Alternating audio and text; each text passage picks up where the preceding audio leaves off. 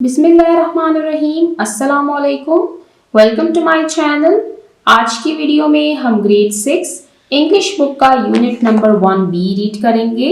Unit number 1B dedicated to humanity यानी इंसानियत के लिए वक्फ।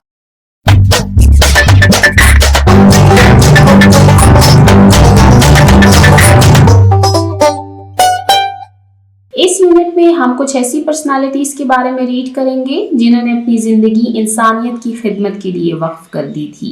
सबसे पहले हम रीड कर रहे हैं अब्दुस्सत्तार ईदी के बारे में। अब्दुस्सत्तार ईदी 1928 में पैदा हुए और 2016 में इनकी वफात हुई। ये एक ह्यूमैनिटेरियन यानी इंसान दोस्त शख्सियत थे जिन्होंने अपनी जिंदगी इंसानियत की खिदमत के लिए वक्फ कर दी थी। हम अब्दुस्सत्तार ईदी के टॉपिक पर ऑलरेडी 2 वीडियोस बना चुके हैं। हमने ईदी होम्स के बारे में पढ़ा, हमने इनकी अचीवमेंट्स और इनके एम्स के बारे में रीड किया। यहाँ पर आपको वोकैबुलरी का पोर्शन दिया गया था, हमने इसको कवर किया है। इसके बाद हमारे पास रीडिंग टेक्स्ट दिया गया था जिसको हमने लास्ट वीडियो में कवर किया है। आज की वीडियो हम स्टार्ट करेंगे वोकैबुलरी के पोर्शन से। वोकैबुलरी यानी लुगत या अल्फाज की ज़ख़ीरा अंदोज़ी। वोकैबुलरी के पोर्शन में फर्स्ट क्वेश्चन है हमारे पास, match each vocabulary word with its correct definition, कि हर वोकैबुलरी वर्ड को उसकी सही डेफिनेशन यानी सही तारीफ के साथ मिलाइए। एंड आइडेंटिफाई और पहचान कीजिए वेदर द गिवन मीनिंग की जो दिया हुआ मानी है, जो मीनिंग है, इज डेनोटेटिव और कैनोटेटिव, कि जो दिया हुआ मीनिंग है ये डेनोटेटिव है या कैनोटेटिव है। अब डेनोटेटिव और कैनोटेटिव ये दोनों वर्ड्स आपके लिए न्यू होंगे। टॉपिक को स्टार्ट करने से पहले मैं आपको ये दोनों वर्ड्स एक्सप्लेन करूंगी कि डेनोटेटिव और कैनोटेटिव का क्या मीनिंग है।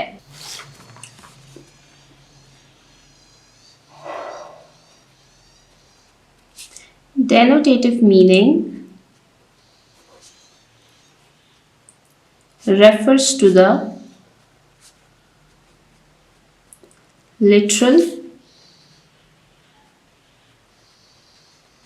dictionary definition,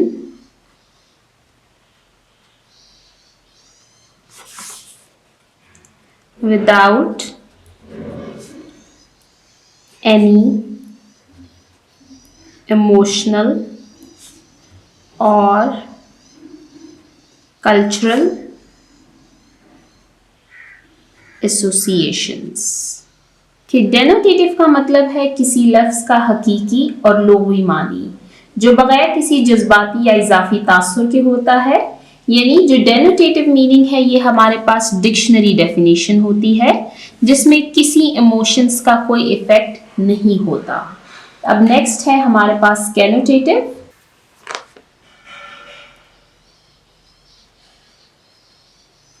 connotative meaning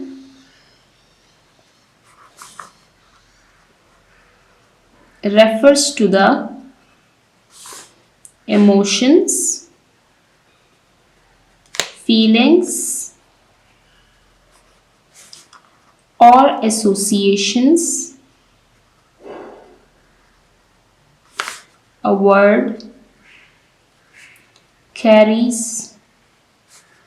beyond its literal definition. Connotative meaning का मतलब है किसी लफ्ज़ का ऐसा मानी जो जज्बाती, समाजी या सकाफती पस मंज़र से मुतासिर हो, यानी इसमें इमोशनल इफेक्ट्स मौजूद होते हैं। तो यहाँ पर हमने समझा डेनोटेटिव एंड कैनोटेटिव के बारे में। डेनोटेटिव मीनिंग हमारे पास डिक्शनरी डेफिनेशंस होते हैं, जबकि कैनोटेटिव मीनिंग हमारे पास ऐसे मीनिंग्स होते हैं जिसमें दिए हुए वर्ड में इमोशनल इफेक्ट मौजूद होता है। अब आपको नीचे कुछ वोकैबुलरी दी गई है और साथ में उनकी मीनिंग्स दिए गए हैं। हमने ये आइडेंटिफाई करना है कि जो मीनिंग है वो कैनोटेटिव है या डेनोटेटिव है। आपको बुक पर ऑलरेडी ये एक्टिविटी सॉल्व दिख रही है। कुछ टेक्निकल इशू की वजह से मुझे पिछली वीडियो डिलीट करनी पड़ी जिसमें मैं आपको ऑलरेडी ये सॉल्व करवा चुकी थी, इसलिए अब यहाँ पर हम इसको दोबारा से रीड करेंगे। तो सबसे पहले हम कॉलम ए को रीड करेंगे, फिर कॉलम बी को रीड करेंगे और साथ में इसको मैच करते जाएंगे और फिर इसकी मीनिंग टाइप को मेंशन करते जाएंगे। तो सबसे पहले रीड करते हैं कॉलम ए को। कॉलम ए ह्यूमैनिटेरियन यानी इंसान दोस्त, कंपैशन ہمدردی، والنٹیئر رضاکار، ویلفیئر فلاح و بہبود، ڈسٹیٹیوٹ انتہائی غربت، ڈسپینسری طبی مرکز، آرفنیجز یتیم خانے، ریہیبلیٹیشن یعنی بحالی سینٹرز، ڈگنیٹی عزت و وقار۔ اب کالم بی کو ریڈ کرتے جاتے ہیں اور ساتھ میں اس کو میچ بھی کریں گے۔ The health, happiness and well-being of individuals or communities. The health یعنی صحت، happiness یعنی خوشی and well-being اور بھلائی of individuals انفرادی لوگوں کی اور communities یا کسی معاشرے کی۔ The health, happiness and well-being of individuals or communities کہ لوگوں کی صحت، خوشحالی اور بحالی کو بہتر بنانا۔ اب یہ ہمارے پاس میننگ ہے ویلفیئر یعنی فلاح و بہبود کا۔ اب اس کا جو ٹائپ ہے وہ ہے ہمارے پاس ڈینوٹیٹو یعنی یہ ہمارے پاس ڈکشنری میننگ ہے۔ یہ لٹرل میننگ ہے جو کسی بھی ایموشنل ایفیکٹ کے بغیر واضح طور پر بیان کی گئی ہے، تو اس کے سامنے ہم نے مینشن کیا ہے ڈینوٹیٹو۔ Next, the state of being worthy اور honor and respect۔ the state حالت of being worthy یعنی احترام کے لائق، of honor عزت کے، and respect اور عزت کے۔ the state of being worthy of honor and respect کہ عزت اور احترام کے لائق ہونے کی حالت۔ اب یہ میننگ ہے ہمارے پاس ڈگنیٹی یعنی عزت و وقار کا، اور اس کی ٹائپ کی اگر ہم بات کریں تو یہ ہمارے پاس کینوٹیٹو میننگ ہے۔ یہ ایک ایموشنل ایفیکٹ اور سماجی قدر پر مبنی تصور ہے جو کسی کے مرتبے اور عزت کا احساس دلاتا ہے، یعنی اس میں لٹرل ڈیفینیشن کے علاوہ ایموشنل ایفیکٹ کو بھی رکھا گیا ہے، تو یہ ہے ہمارے پاس کینوٹیٹو میننگ۔ نیکسٹ میننگ ہے ہمارے پاس ایکسٹریملی پور، انتہائی غریب، اینڈ لیکنگ بیسک نیسیسٹیز اور بنیادی ضروریات کا فراہم نہ ہونا، وہ جو بنیادی ضروریات زندگی سے محروم ہو۔ اب یہ میننگ ہے ہمارے پاس ڈسٹیٹیوٹ کا یعنی انتہائی غریب۔ اس کی میننگ کی ٹائپ کی اگر ہم بات کریں تو یہ ہمارے پاس کینوٹیٹو میننگ ہے۔ یہاں پر میں نے ڈینوٹیٹو مینشن کیا ہے، لیکن یہاں پر کچھ غلطی کی وجہ سے میں نے اس کو آگے پیچھے کر دیا تھا۔ یہ میننگ ہے ہمارے پاس کینوٹیٹو۔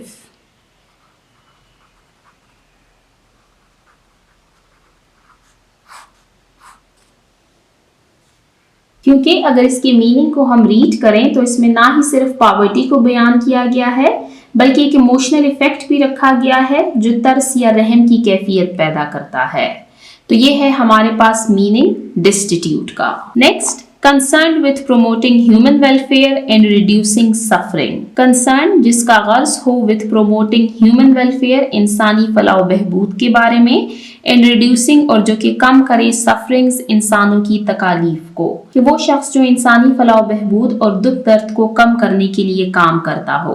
یہ میننگ ہے ہمارے پاس humanitarian یعنی انسان دوست شخصیت کی۔ اس کی میننگ کی ٹائپ کی اگر ہم بات کریں تو یہ ہمارے پاس ڈینوٹیٹو میننگ ہے۔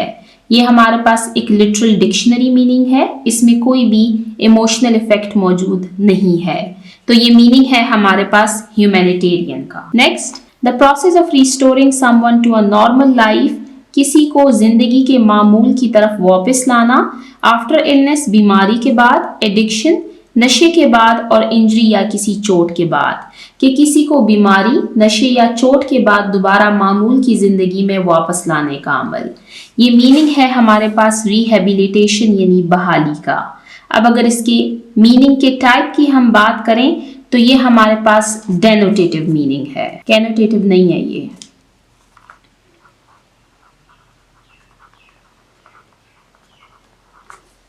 اب اگر اس میں ہم دیکھیں تو یہ ہمارے پاس کریکٹ ہے، یہ کریکٹ مینشن ہے، اس کو ہم نے رانگ مینشن کیا ہے، یہ کریکٹ ہے، اور اس کو بھی ہم نے رانگ مینشن کیا ہے۔ تو یہاں پر ہم نے میننگ ریڈ کیا ہے ریہیبلیٹیشن کا، the process of restoring someone to a normal life after illness, addiction اور injury۔ یہ ہمارے پاس ڈینوٹیٹو میننگ ہے، یعنی یہ ڈکشنری میننگ ہے ہمارے پاس، یہ ایک طبی اور سماجی اصطلاح ہے جس میں اضافی ایموشنل ایفیکٹ کوئی بھی موجود نہیں ہے۔ Next, a person who offers their services اور ٹائم وداؤٹ ایکسپیکٹنگ پیمنٹ، کہ وہ شخص جو بغیر کسی اجرت کے اپنی خدمات پیش کرتا ہے، یہ میننگ ہے ہمارے پاس والنٹیئر یعنی رضاکار کا۔ اب اگر اس میننگ کے ٹائپ کی ہم بات کریں تو یہ ہمارے پاس ڈینوٹیٹو میننگ ہے، یعنی یہ لٹرل میننگ ہے، ڈکشنری میننگ ہے آف والنٹیئر، وہ شخص جو بغیر کسی اجرت کے اپنی خدمات پیش کرتا ہے۔ Next, a place where medical treatment or advice is given to those in need، کہ وہ جگہ جہاں پر طبی علاج یا طبی مشورے دیے جاتے ہیں ان لوگوں کو جن کو ضرورت ہوتی ہے۔ یہ میننگ ہے ڈسپینسری یعنی طبی مرکز کا۔ اس کی میننگ کی اگر ہم بات کریں تو یہ ہمارے پاس ڈینوٹیٹو میننگ ہے، یہ ایک مخصوص اور لٹرل ڈیفینیشن ہے جس میں کوئی بھی ایموشنل ایفیکٹ موجود نہیں ہے۔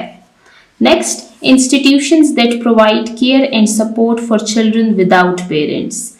Institutions وہ ادارے that provide جو کہ فراہم کرتے ہیں care خیال and support اور دیکھ بھال for children ان بچوں کے لیے without parents جن کے والدین نہیں ہوتے، یعنی وہ ادارے جہاں بے سہارا بچوں کو رہائش، کھانے اور دیکھ بھال فراہم کی جاتی ہے۔ یہ ہمارے پاس میننگ ہے آرفنیجز کا یعنی یتیم خانے۔ اب اس کے میننگ کے ٹائپ کی اگر ہم بات کریں تو یہ ہمارے پاس ڈینوٹیٹو میننگ ہے، یعنی یہ ہمارے پاس ایک لٹرل ڈکشنری میننگ ہے جس میں کوئی بھی ایموشنل ایفیکٹ موجود نہیں ہے۔ لاسٹ ہے ہمارے پاس a deep feeling اور empathy and understanding for the sufferings of others۔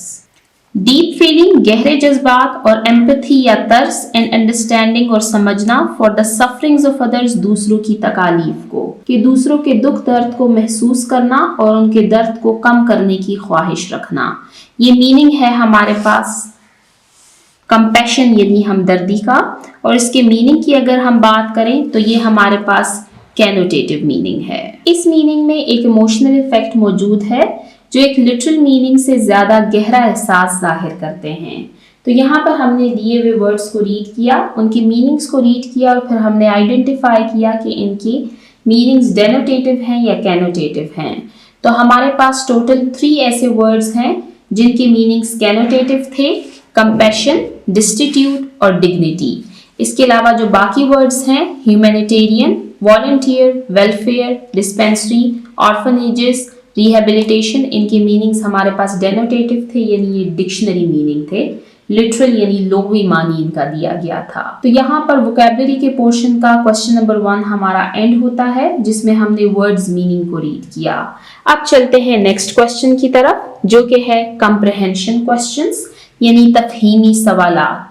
Questions کو سٹارٹ کرنے سے پہلے میں آپ کو سمجھانا چاہوں گی کہ کمپریہنشن کوسچنز یعنی تفہیمی سوالات کیا ہوتے ہیں۔ کمپریہنشن کوسچنز ایسے کوسچنز ہوتے ہیں جو کسی ٹیکسٹ کو بہتر طریقے سے سمجھنے کے لیے پوچھے جاتے ہیں۔ یہ کوسچنز ٹیکسٹ میں موجود امپورٹنٹ پوائنٹس، اس ٹیکسٹ میں موجود جو میسج ہوتا ہے اور اس سے حاصل ہونے والے جو لیسنز ہوتے ہیں ان کو جانچنے میں مدد دیتا ہے۔ فار ایگزامپل ہم نے لاسٹ ویڈیو میں اس ٹیکسٹ کو ریڈ کیا تھا۔ اب اس ٹیکسٹ سے آپ سے کوسچنز پوچھے جائیں گے کہ آپ نے اس ٹیکسٹ کو کتنا سیکھا ہے۔ اس میں جو آپ کو جو میسج دیا گیا تھا، جو ٹیکسٹ آپ کو پڑھایا جا رہا تھا، وہ جس مقصد کے لیے آپ کو پڑھایا گیا ہے آپ کو اس کی کتنی سمجھ آئی ہے، اس کے لیے آپ سے کمپریہنشن کوسچنز پوچھے جاتے ہیں۔ تو دیے ہوئے کوسچنز کو ریڈ کرتے ہیں پھر ان کے آنسرز کو ریڈ کریں گے۔ آنسر دیز کوسچنز کے دیے ہوئے سوالات کے جوابات دیجیے۔ Question number 1، What will Abdul Sattar ایدی be remembered for؟ کہ عبدالستار ایدی کو کس چیز کے لیے یاد رکھا جائے گا۔ Next, How can ایدی's legacy be carried forward؟ کہ ایدی کی میراث کو کس طرح آگے بڑھایا جا سکتا ہے۔ اب ہم اس کوسچن میں ریڈ کریں گے کہ ایدی's legacy کیا تھی اور اس کو آگے ہم کیسے بڑھا سکتے ہیں۔ Last, ایدی's life teaches us the importance of love for humanity۔ کہ ایدی کی زندگی ہمیں انسانیت سے محبت کی اہمیت سکھاتی ہے۔ How do you think؟ آپ کو کیا لگتا ہے؟ This love for humanity، انسانیت کے لیے یہ محبت، can be promoted، اس کو فروغ دیا جا سکتا ہے in society، کسی معاشرے میں۔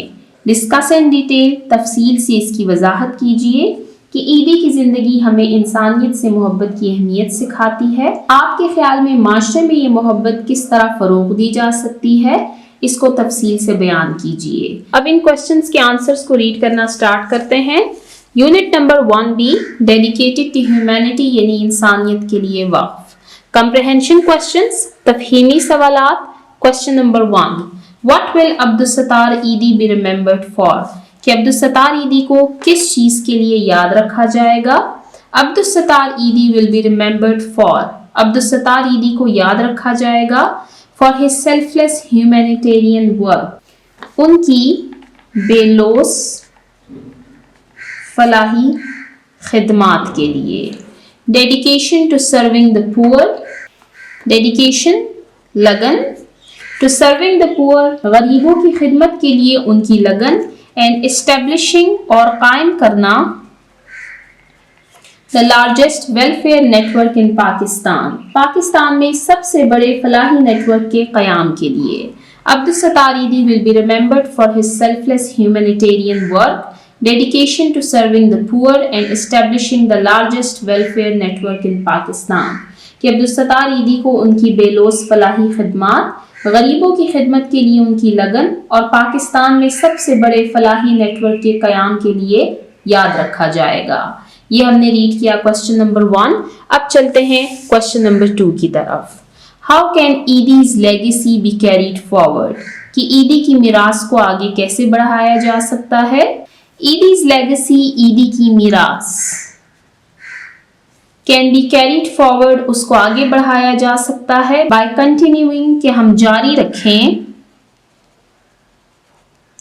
ہز ہیومینیٹیرین ورک، ان کے فلاحی کاموں کو جاری رکھیں. سپورٹنگ ویلفیئر آرگنائزیشنز، فلاحی تنظیموں کی حمایت کریں. سپورٹنگ حمایت کرنا. اینڈ اسپریڈنگ ہز میسج، اور ان کا پیغام پھیلائیں. آف کائنڈنس، رحم دلی کا. اینڈ سیلفلیسنس، اور بے لوثی.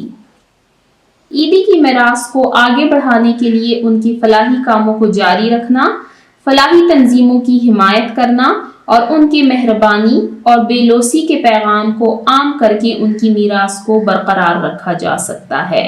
ایدی's legacy can be carried forward by continuing his humanitarian work, supporting welfare organizations and spreading his message of kindness and selflessness.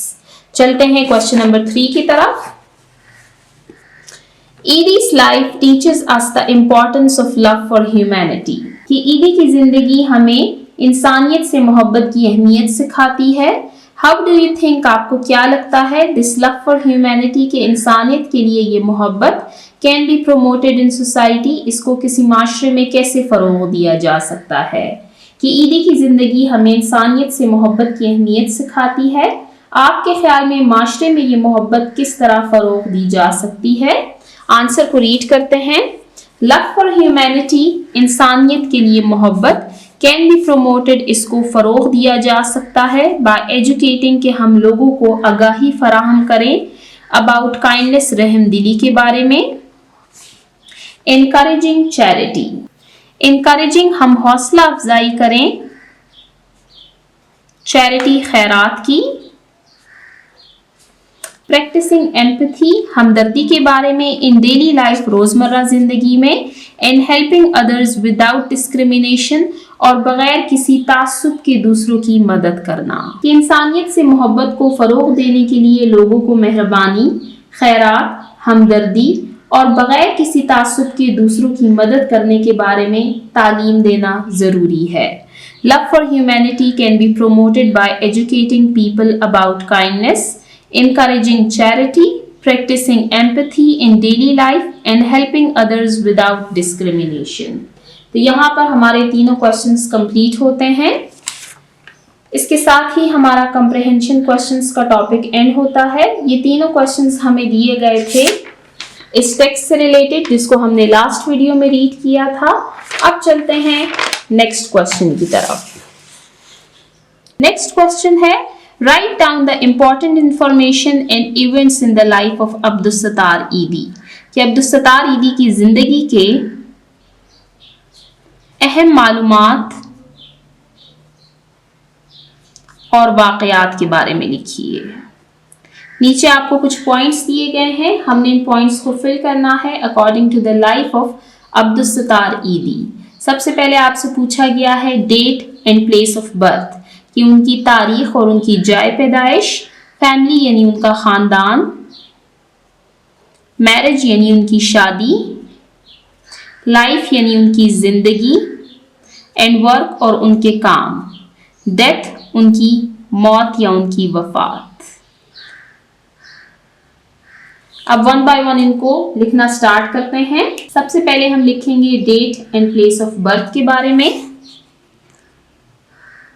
Born on 28th Feb 1928 in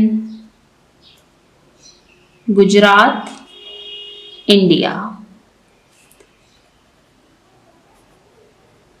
Migrated to Pakistan in 1947 after partition. Born on 28th Feb 1948 یہ ان کی date of birth ہے.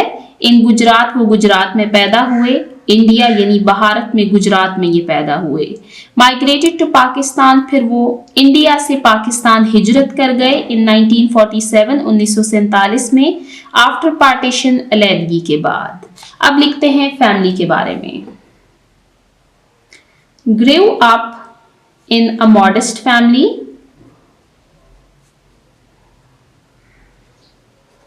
with limited resources. His mother's illness and death deeply impacted his life. grew up in a modest family کہ یہ ایک باحیا خاندان میں بڑے ہوئے. with limited resources جہاں پر محدود وسائل تھے. his mother's illness ان کی والدہ کی بیماری and death اور پھر ان کی وفات deeply impacted his life انہوں نے اس کی زندگی پر گہرا اثر ڈالا. یہ ہم نے ریڈ کیا فیملی یعنی خاندان کے بارے میں. اب بات کرتے ہیں میرج یعنی شادی کے بارے میں. married to Bilki Sidi, a nurse who worked with him in his welfare projects. Married to Bilki Sidi ان کی شادی ہوئی تھی بلکی سیدی کے ساتھ. a nurse جو کہ ایک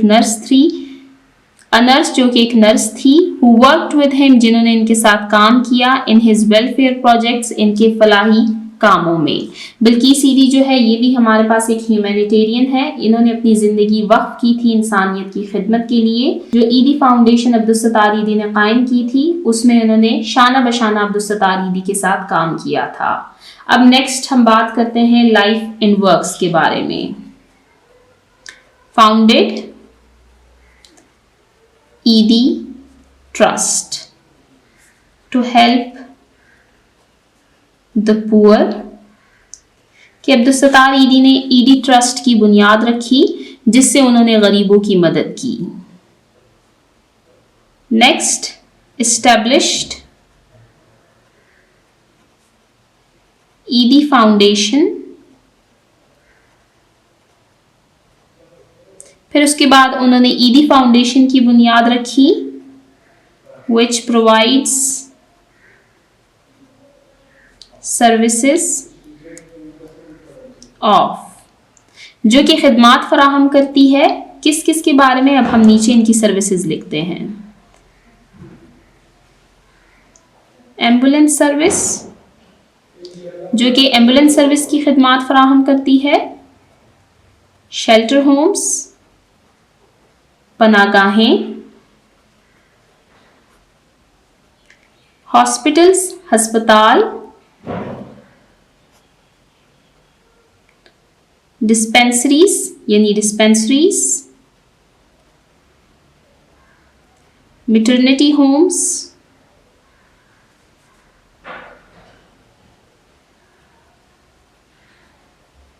ریہیبلیٹیشن سینٹرز یعنی بحالی مراکز. تو یہاں پر ہم نے ان کی لائف اور ورکس کے بارے میں ریڈ کیا कि एक उन्होंने ईदी ट्रस्ट की बुनियाद रखी, फिर उन्होंने ईदी फाउंडेशन की बुनियाद रखी, और ईदी फाउंडेशन जो है तो वो मंदरजा झेल खिदमात फराहम करती है, for example ambulance service, shelter homes, hospitals, rehabilitation centre, maternity homes और डिस्पेंसरीज वगैरह। अब लास्ट पॉइंट के बारे में लिखते हैं जो कि है death. passed away on July 8, 2016 at the age of 88 in Karachi, Pakistan. As per his will, his organs were donated to those in need. Passed away on July 8, 2016 at the age of 88 in Karachi, Pakistan. इनकी वफ़ात हुई 8 जुलाई 2016 को कराची, पाकिस्तान में at the age of 88. As per his will, इनकी वसीयत के मुताबिक his organs, उनके एज़ा, were donated to those in need, उनके एज़ा डोनेट किए गए उन लोगों को जिनको ज़रूरत थी। तो यहाँ पर हमने इस क्वेश्चन को कंप्लीट किया जिसमें हमने अब्दुल सत्तार ईदी के ज़िंदगी के अहम मालूमात और अहम वाक़यात के बारे में रीड किया। हमने उनकी date and place of birth के बारे में रीड किया, family, marriage, life and works और डेथ के बारे में। यहाँ पर हमारा ये क्वेश्चन एंड होता है, इसके साथ ही हमारा वोकैबुलरी का पोर्शन एंड होता है। अब नेक्स्ट पोर्शन है हमारे पास यूज़ ऑफ लैंग्वेज का, जिसको हम इंशाल्लाह नेक्स्ट वीडियो में कवर करेंगे क्योंकि फिर वीडियो काफ़ी लेंथी हो जाएगी। तो यूज़ ऑफ लैंग्वेज और राइटिंग के पोर्शन को हम नेक्स्ट वीडियो में कवर करेंगे। इसके साथ ही हमारा अब्दुल सत्तार ईदी का टॉपिक एंड हो जाएगा। जिन्होंने मेरे चैनल को अभी तक सब्सक्राइब नहीं किया, काइंडली मेरे चैनल को सब्सक्राइब कीजिए ताकि हर आने वाली वीडियो आपको टाइमली मिल सके। Thank you.